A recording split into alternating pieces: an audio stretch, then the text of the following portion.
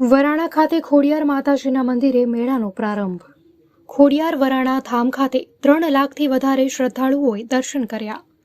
ખોડિયાર જયંતિ નિમિત્તે આઠમના દિવસે માં ખોડિયારના ધામમાં લાખો શ્રદ્ધાળુઓ દર્શન કરશે। વરાણા ખાતે ગ્રામ પંચાયત દ્વારા ફ્રી પાર્કિંગ વ્યવસ્થા કરવામાં આવી। વર્ષોની પરંપરા અનુસાર યોજાયો 15 દિવસીય લોકમેળો। પગપાળા યાત્રા સંઘમાં માં ખોડિયારના જયઘોષના સંગીતના તાલે ઝૂમતા દર્શનાર્થીઓ। ગ્રામ પંચાયત દ્વારા વાહન પાર્કિંગ ફ્રી વ્યવસ્થા કરવામાં આવી। યાત્રિકો માટે ભોજન પાણી સહિતની સગવડો અને વ્યવસ્થા મંદિર ટ્રસ્ટ દ્વારા કરાઈ।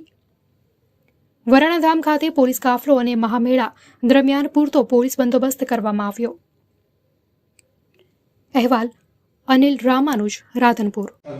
ખોડિયાર માતાજીનો ભવ્ય ભાતીગઢ મેળો 10 તારીખથી ખુલ્લો મૂકવામાં આવ્યો છે અને આવનાર યાત્રિકોને તકલીફ ના પડે એના માટે આ વખતે પંચાયત દ્વારા ફ્રી પાર્કિંગની વ્યવસ્થા કરવામાં આવી છે। એના લીધે કોઈ ટ્રાફિક સમસ્યાનો રહેતી નથી અને યાત્રિકો માટે ખુશીનો માહોલ છે કે કારણ કે આવતા 50 રૂપિયાની પાવતી એ આ ફેર છે નહીં અને જે આવતા ચાલીને આવતા પદયાત્રિકોને જે હાઈવેથી વરાણા આવતા એ આ ફેર સ્ટેટ લાઇનની પંચાયત દ્વારા વ્યવસ્થા કરવામાં આવી છે એટલે રોશનીથી યાત્રિકો થોડો ખુશીનો માહોલ છે માતાના દર્શન કરવા આવતા પદયાત્રિકો। શું નામ છે તમારું? મારું નામ ઠાકોર પ્રભુભાઈ કાંતિભાઈ, સરપંચ શ્રી વરાણા ગ્રામ પંચાયત।